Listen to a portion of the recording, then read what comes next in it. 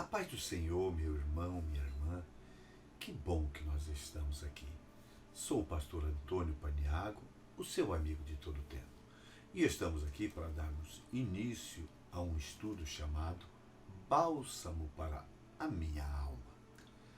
Portanto, quero convidar você para que nós possamos fazer uma oração. Senhor, meu Deus e meu Pai, em nome de Jesus, eu quero te louvar, Senhor, por essa oportunidade que o Senhor nos concede de estarmos, Papai querido Deus, reunido e unido no nome de Jesus Cristo, Senhor.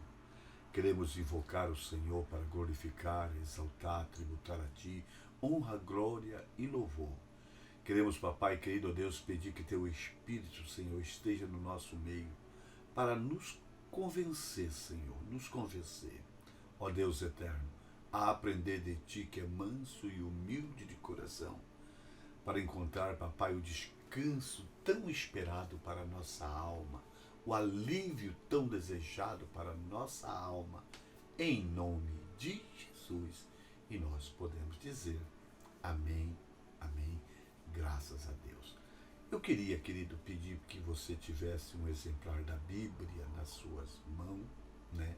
Um caderno para que você possa fazer apontamentos, para que juntos possamos nos aprofundar nesse assunto e crescermos na revelação de Deus. Amém? Bem, a Bíblia,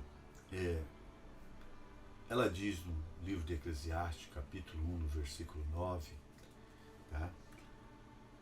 O que foi, isto é, o que há de ser e o que se fazer, isso se tornará a fazer, de modo que nada há novo debaixo do sol.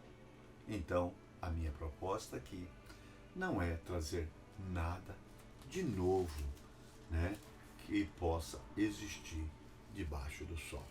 Talvez nós apenas não o sabemos, né, porque não nos foram ensinado, né, nós não temos este conhecimento, né, tá?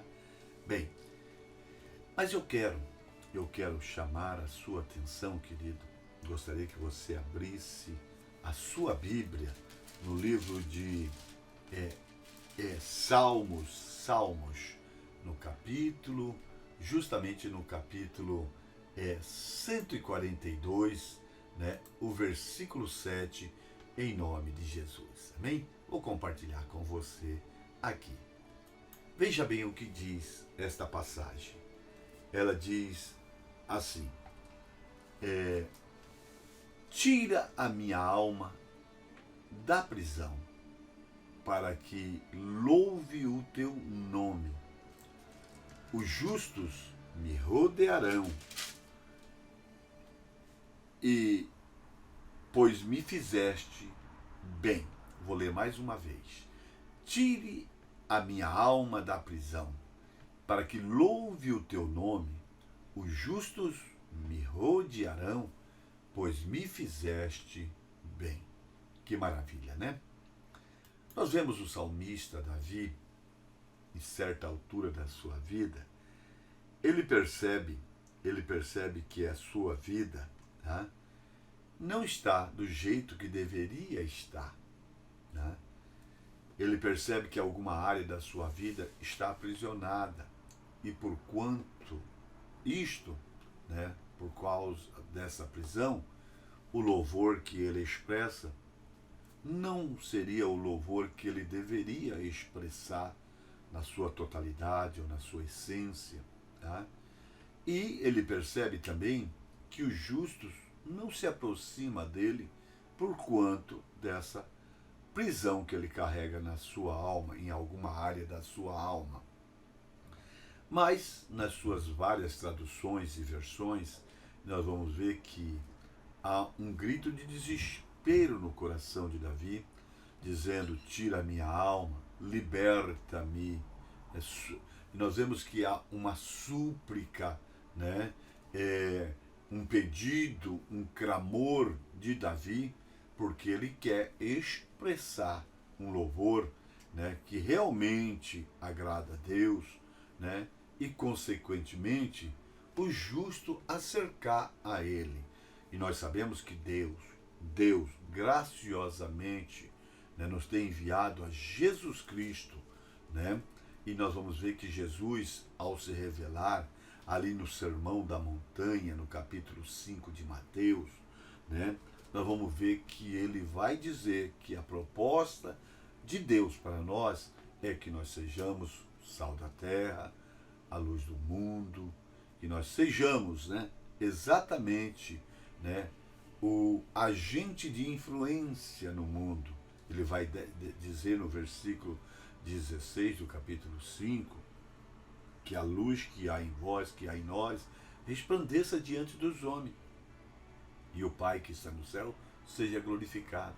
A proposta do nosso testemunho, né, diante dos homens, e os homens venham a ter interesse, né, por aquilo que nós temos, né, o Deus que nós temos, que eles venham a ter interesse de se alimentar, né, da mesma forma que nós alimentamos, bebemos, venha beber na mesma fonte que nós bebemos. Venha ter o mesmo Deus que nós temos. Amém? Assim sendo, querido, é necessário, né, que nós venhamos a conhecer e prosseguir conhecendo a Deus. É necessário, né, que nós entendemos que há um grito de desespero de Deus, né, que ele vai dizer no capítulo 4 de Oséias, né, no versículo 6, que o meu povo foi destruído, né, porque lhe faltou conhecimento. Essa é a parte A desse versículo, né? Lhe faltou conhecimento. E por faltar conhecimento, Deus rejeitou, né, o homem, né? Bem, para que nós não nos falta conhecimento, né, a respeito desse assunto, eu quero te convidar para que nós possamos entender algumas situações que é necessário para que nós possamos ser libertos nas áreas das nossas vidas. Bem, é necessário que eu e você entenda que nós temos, quando nós nascemos, né, nós temos herança que nós recebemos, né, já temos recebido, né, quando nós nascemos, e herança que nós iremos receber, né, no decorrer dos dias das nossas vidas. A primeira herança, né, que nós recebemos é justamente a herança adâmica, né? O apóstolo Paulo vai dizer em Romanos capítulo 5, no versículo 12, da seguinte maneira: portanto, como por um homem entrou o pecado no mundo, e pelo pecado a morte, assim também a morte passou a todos os homens, por isso que todos pecaram. Amém? Bem, eu quero fazer a seguinte pergunta, né, que a minha alma sempre fazia para mim. Qual foi o prejuízo que o pecado adâmico trouxe para mim, Antônio? Né? Quais as consequências do pecado adâmico, né, trouxe para o meu ser, Antônio? Tá? Então, eu quero convidar você, né, para que a gente possa descobrir essas respostas. Existe outra herança que nós, ao nascermos, nós já vamos recebê-la, é a herança uterina. Tá?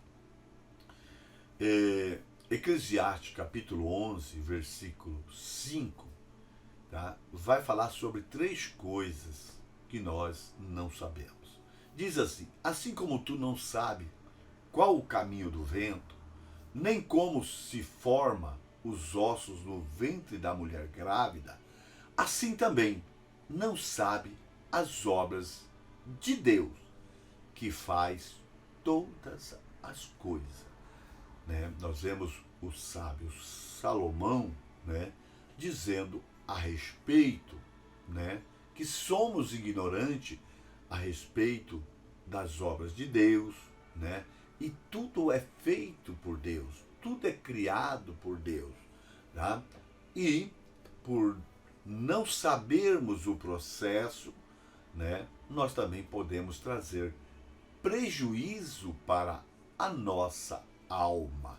E a minha pergunta também, que prejuízo trouxe, né, para mim, né, essa fase da minha gestação no útero da minha mãe, né? A Bíblia também vai estar nos falando, né, a respeito da herança dos santos que nós recebemos quando nós nos convertemos. O apóstolo Paulo vai dizer no livro de Colossenses, no capítulo 1, no versículo 12, dando graça ao Pai, que nos fez idôneos para participar da herança do santo na luz. Tá? E nós também, né, vamos ver que nós também temos uma herança incorruptível ou incontaminável, né? Uma herança que não pode se murchar, guardada no céu para nós, tá? O apóstolo Pedro vai estar falando sobre essa herança em 1 Pedro capítulo 1, versículo 4. E também quero falar da herança ambiental que o apóstolo Pedro, né, no capítulo 1, no versículo 18, vai dizer que é uma herança que nós recebemos a partir do momento que nós nascemos. E ela é adquirida, né, sobre um pilar, né, tríplice, né, que é a família, a religião e a educação. Né? Ele diz assim, sabendo que não foi com coisas corruptíveis, como prata e ouro, que foste resgatado da vossa vã maneira de viver, que por tradição recebeste dos vossos pais. Né? Então, nós recebemos uma herança, né, ambiental, né, dessa tríade que é a família, a religião e a educação. Amém, querido? Amém, querida? Veja bem. Então, assim sendo, nós temos recebido algumas coisas, né, que têm causado algum prejuízo para nós, que tem consequência sobre as nossas vidas. Mas o que acontece a partir de quando eu encontro com Jesus? Quando eu tenho um encontro com o Senhor, quando eu me converto, quando a minha alma se dobra ao Senhor, o que acontece comigo? Bem, preste atenção, querido. Preste atenção, porque nós vamos agora falar sobre um assunto, vamos tentar responder uma pergunta, né, que não se cala em nós, né? Quem sou eu? Como sou eu? Como sou eu? Presta bem atenção. Bem, aqui, esse quadro, aqui eu dei um título a ele como quadro da minha alma, né? Primeiro, a conversão. Começa aqui. A conversão é justamente, né, essa bolinha branca aqui, tá? Entre a herança ambiental e a herança dos santos, né? Tá? Justamente aquilo que está escrito no livro de 2 Coríntios, capítulo 5, no versículo 17, eu tenho a certeza que você conhece esse versículo que diz, a saber, né? A saber que aquele que está em Cristo, nova criatura é. As coisas velhas já passaram, e eis que tudo se faz novo, né? Eis que tudo se faz novo. O apóstolo João também escreve, né, no Evangelho segundo escreveu São João, no capítulo 1, no versículo 12, mas todo quanto receberam, deu-lhe o poder de serem feito filho de Deus aos que crerem no seu nome. Amém? Paulo diz que nós nos tornamos nova criatura, né? E João diz que nós tornamos filhos de Deus, né?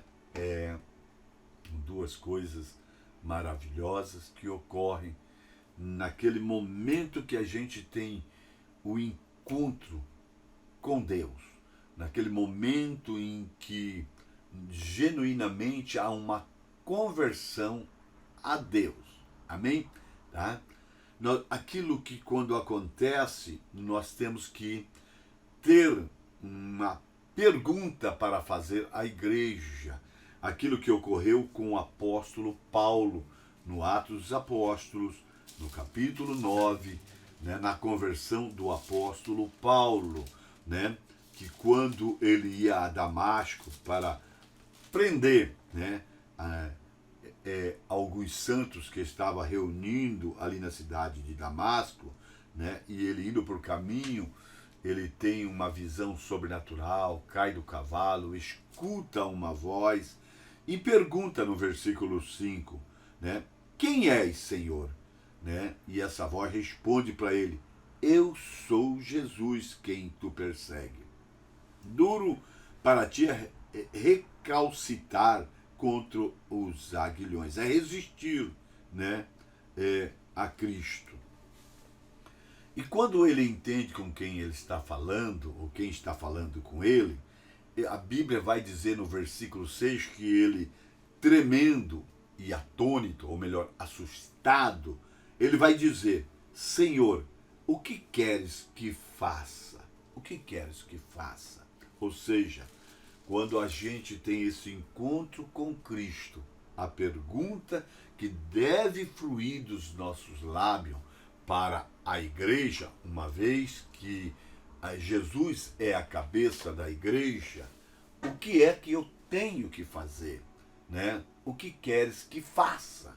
Essa é a pergunta que não deve calar nos nossos lábios para a igreja logo após a nossa conversão ao nosso Senhor Jesus Cristo. Amém? Mas para isso, para que nós possamos entrar na responsabilidade da igreja, né, eu quero que você compreenda quem é você. Você é um espírito que possui uma alma que tem um corpo. Tá? Bem, veja bem, querido, bem aqui existe esse ciclo que acima está escrito espírito humano. Assim é o nosso espírito. Existem 3 faculdades dentro do nosso espírito: a consciência, a adoração e a intuição. Dentro do espírito humano, tá? A consciência está em vermelho porque é a única que funciona, tá? Quando eu venho à existência, quando eu vou nascer, né? A consciência é a única faculdade que funciona. Mas para que serve a consciência no ser humano, no espírito humano? É justamente, né? Serve para me acusar quando eu ultrapasso os limites imposto por Deus. É na consciência que o ser humano, né, vai ter alguns princípios da lei de Deus inserida no ser humano. Vai ter julgamentos, né, que o homem pode fazer e limites para que esse homem possa caminhar dentro desses limites. Né? Dentro da consciência é chamado a fé natural, né? Que o homem, independente de qualquer lei, ele interpreta, né? Que quem matou tem que ser preso, tem que morrer, que um pedófilo tem que matar, né? Tem que sofrer as penas, né? Porque há uma lei natural dentro do ser humano, né? Que está dentro da consciência, uma fé natural, né? Colocada por Deus e que só serve para acusar. Quando você erra, quando eu erro, né? Ninguém precisa nos acusar que nós erramos, que nós erramos. Existe na nossa consciência, né, essa situação de nos acusar. Nós podemos até nos esconder das pessoas que nos acusam, ou seja, a esposa, o esposo, o pai, a mãe, o pastor ou alguém que venha nos acusar. Né? Mas a gente não pode fugir da nossa consciência. A gente acorda na madrugada, por mais sozinho que a gente esteja, ela sempre vai estar nos acusando. Amém? Tá? Justamente para que a gente não possa ultrapassar as leis de Deus, tá? Colocada no nosso coração. A adoração, né? Ela só vai ser ativada quando a gente ter um encontro com Deus, tá? E a intuição é a resposta de Deus para para o meu espírito, para a minha alma, mas através do espírito humano, tá? O espírito humano se relaciona com as coisas espiritual. E também nós temos, querido, né, a alma humana, né, que dentro da alma humana também existem 3 faculdades, que é o intelecto, as emoções e a volição, né? O intelecto tem a ver com o pensar, as emoções têm a ver com o sentir, a volição tem a ver com o querer. Tá? Aqui está o nosso livre-arbítrio. Livre-arbítrio. Amém? Tá? É nas nossas emoções que estão as nossas memórias. É nas nossas memórias que estão as nossas lembranças. É na nossa memória que está carregando os nossos traumas, os nossos dramas, os nossos medos, as nossas incertezas, as nossas inseguranças, tá? É aí que o Senhor vai nos tratar. É a nossa alma que Deus quer, né? Não só nossa alma, Ele quer nós por inteiro, mas a nossa alma Ele quer levar para viver com Ele eternamente. É a nossa alma que o diabo luta por ela também. Ele também a deseja, ok? Essa nossa alma se relaciona com as coisas intelectuais. Bem, também nós temos, querido, tá, esse terceiro ciclo, né, que é o corpo humano e que tem, né, os 5 sentidos: a visão, a audição, o olfato, o paladar, o tato, né? O nosso corpo relaciona com as coisas tangíveis, materiais, física, aquilo que nós podemos tocar. Os 5 sentidos do meu corpo são os olhos da minha alma. São o que leva informação para a minha alma, que é processado nela e é respondida através de estímulo, né, para o meu corpo, né, agir, né, tá? E aqui no terceiro círculo, né, maior, né, no conjunto de 3 círculos, é o ser humano. Nós somos, né, essa tricotomia, né? Nós somos um espírito que possui uma alma e que tem um corpo, né? E esse conjunto chama ser humano, tá? E cada uma dessas partes tem vida própria, tem vida própria. A vida do corpo é bios, é a bios, tá? Para que você possa compreender. E você vai compreender isso. Eu quero te dar um exemplo aqui no livro de Gênesis, capítulo 35, quando fala que Raquel, no versículo 18, vai dizer assim: e aconteceu que, saindo-lhe a alma, né, porque morreu, né, Raquel, né, quando do momento de parto, o trabalho de parto de Benjamim, ela veio a falecer, né? E a Bíblia diz que quando o corpo, a matéria que é perecível, né, ela entra em colapso, né, em declínio, ela morre, acaba a bios, né, a alma sai, a parte espiritual sai, né, o espírito volta para Deus, E a alma, ela vai descansar. Se é um crente, ela vai descansar no Senhor no paraíso. Se é uma pessoa que não é crente, ela vai para o lugar de tormenta, né? Ficar ali, tá? Num estado, né? Até o soar da trombeta, né? Até o julgamento do grande trono branco, ok? Tá? E a alma também tem vida própria, né? E a vida da alma ela chama psique, tá? Psique. Assim como o espírito também tem vida própria. O espírito humano, não estou falando do espírito de Deus, o espírito humano, ele tem vida própria. E a vida própria do espírito chama Zoé. Zoé. Ok, queridos? Recapitulando com você, né? O ser humano, né? Ele é tricotômico, assim como Deus é tricotômico também. Deus é espírito, como diz ali no livro de São João capítulo 4, né? Que Deus é espírito, tá? E Deus também tem alma, como diz ali no livro, na carta aos Hebreus, no capítulo 10, né? Quando ele diz no versículo 38 que a alma do Senhor não vai ter prazer naqueles que voltam para trás.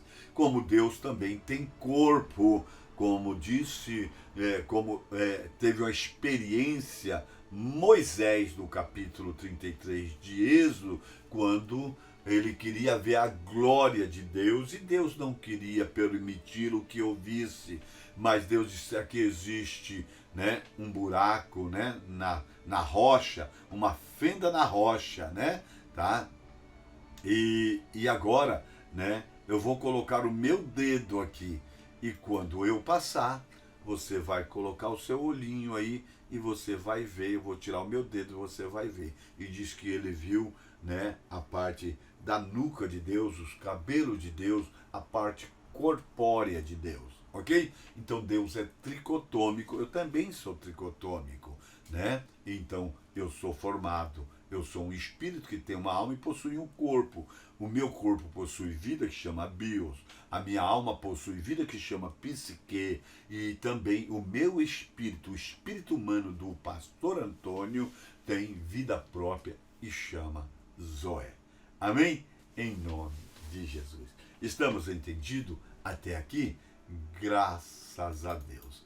Agora, eu quero te convidar, querido, você, para que nós possamos entender a responsabilidade da igreja.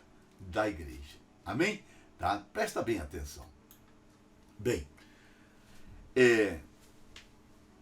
veja bem, nós sabemos que Cristo, né, no capítulo 16, no versículo 18 da carta do Evangelho de Mateus, ele vai dizer assim: também eu lhe digo que você é Pedro, e sobre essa pedra edificarei a minha igreja, e as portas do inferno não prevalecerão contra ela, contra a igreja, a sua igreja, tá? E nós vamos ver também, irmão, tá? No capítulo 4, né? 4 do livro de Carta aos Efésios, né? Carta aos Efésios, que, tá? Justamente Deus, Jesus Cristo, melhor dizendo, né? Vai dar, né? Criar, né? Os dons ministeriais, tá? Os dons ministeriais, justamente criar, ou melhor dizendo, os dons ministeriais para a igreja, Presta atenção, querido. Vamos ver ali no capítulo 4, no versículo 11 da carta aos Efésios, que diz justamente assim, tá? Opa, estou no livro errado aqui, tá? Um momentinho só e já vou me acertar, tá? Aqui. Efésios capítulo 4, versículo 11, que está escrito da seguinte maneira: Ele mesmo deu, né? O que ele deu? Uns para apóstolo, outros para profeta, outros para evangelista e outros para pastores e mestres. Para que ele deu? Justamente o versículo 12, né? Com vista ao aperfeiçoamento dos santos, para o desempenho do seu serviço, para a edificação do corpo de Cristo. Então Deus, ele cria a igreja por meio de Jesus Cristo, a sua igreja, com um propósito, tá? Ele dá 5 ministérios, e os 5 ministérios, o propósito é trabalhar, né, em função do aperfeiçoamento dos santos que agora, né, estão preparados para receber essa herança dos santos, e compete à igreja agora, né, aperfeiçoar ele, aquilo, responder aquela pergunta que o apóstolo Paulo fez: o que quer que eu faça? O que quero que faça? Então a igreja tem que responder no aperfeiçoamento, tá? A palavra é aperfeiçoamento. Nós sabemos que a palavra aperfeiçoar, né, se nós formos buscar, talvez nós não teremos muito recurso, mas quando a gente vai ver ela na sua tradução, né, no grego, né, ela significa cartatizo, e nós vamos ver que ela tem um significado mais amplo, que é arrumar, ordenar, nivelar, guarnecer, né, equipar, prover, preparar, formar um todo, dirigir, organizar, separar, colocar no seu lugar. Ou seja, é uma responsabilidade para a igreja agora, né, libertar, renovar, transformar, né, por meio da palavra, levar a transformação, a mudança, né, a reconciliação, né, a renovação, né, tudo isso, né, é responsabilidade do ministério com essa pessoa, né, que acabou de se converter, né, É aquilo que também está tratado ali no livro de São João, capítulo 11, melhor dizendo, naquela passagem, né, que fala a respeito da morte de Lázaro, né? Quando Jesus agora vai dar vida a Lázaro, né? Chama ele para fora no versículo 43 do capítulo 11, né? E ele sai atado, né, pelas ataduras, com a sua face envolvida em panos, suas mãos atadas, seus pés atados, né? Jesus traz ele para fora, vivo, mas atado.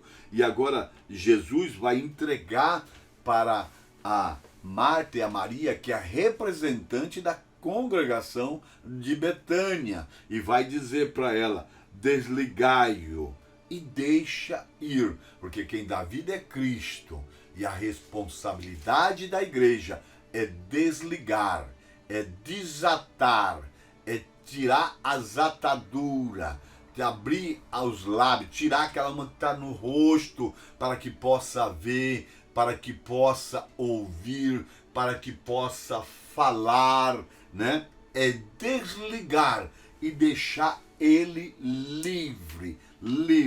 Essa é a posição, né, da igreja. Isso quer dizer aperfeiçoar. aperfeiçoamento, aperfeiçoar, né? E lembrarmos que isso é aquilo que disse o apóstolo Paulo ali no livro também, né, na carta aos Filipenses, no capítulo 1, no versículo 6, ele vai dizer exatamente isso. Tenho por certo isso, que aquele que vos começou a boa obra, aperfeiçoará até o dia de Cristo. Então aquele que começou foi Jesus por meio da igreja, porque Jesus é o cabeça da igreja. Jesus, João vai dizer que Jesus é o Verbo. O Verbo. João vai dizer que ele é a palavra, lá no livro de Apocalipse, capítulo 19, no versículo 13, né? Que vai dizer que ele é a palavra de Deus. Ou seja, quem vai começar esta grande obra é Jesus por meio da igreja. Então a responsabilidade da igreja é essa. Então nós não podemos, né, nos omitir. Nós temos que perguntar para a nossa igreja: ei, o que nós vamos fazer? O que eu tenho que fazer agora? O que vocês vão fazer comigo? Eu preciso ser aperfeiçoado. Eu preciso ser aperfeiçoado. Para quê? Para quê? Né? Para a obra do ministério. Ou seja, eu preciso ser produtivo. Eu preciso gerar. Tá? Então, para isso, eu preciso ser aperfeiçoado. Ou seja, né, como nós dizemos ali, né, a obra é esta para as nossas vidas. Preste atenção, querido, preste atenção, né, em nome de Jesus. Bem, a responsabilidade da igreja é justamente essa. Preste atenção. O versículo 12 do capítulo 4 do livro de Efésios, né, como nós temos dito, com vista ao aperfeiçoamento dos santos. E algumas traduções, né, bíblicas, como a King James, vai dizer para o aperfeiçoamento dos santos. Na NVI, né, que é uma tradução idiomática, vai dizer para preparar os santos. Né? Na Bíblia Jerusalém, né, vai dizer para o reto ordenamento dos santos. Ou seja, independente qual seja a tradução, sempre ela vai mostrar que a responsabilidade da igreja, né, é trabalhar com esse crente para que ele esteja preparado, né, para a boa obra do Senhor.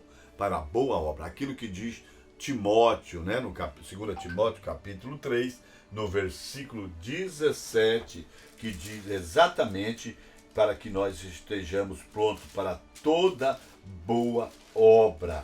Amém, querido?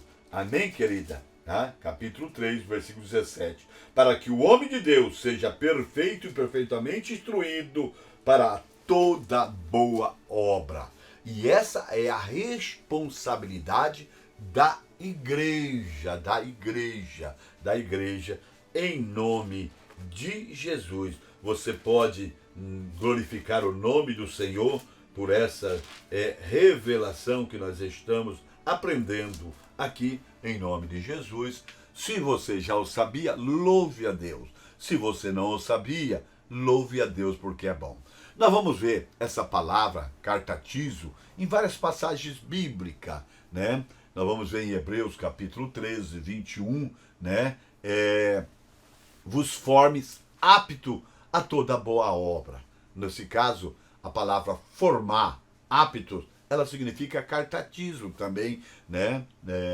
Nós vamos ver em 1 Pedro, capítulo 5, versículo santo, os aperfeiçoe. Nós vamos ver cartatizo aí também. Nós vamos ver no capítulo 4, 21 e também em Marcos, capítulo 19, capítulo 1, versículo 19, né? Os discípulos consertando a rede, né? Consertando a rede.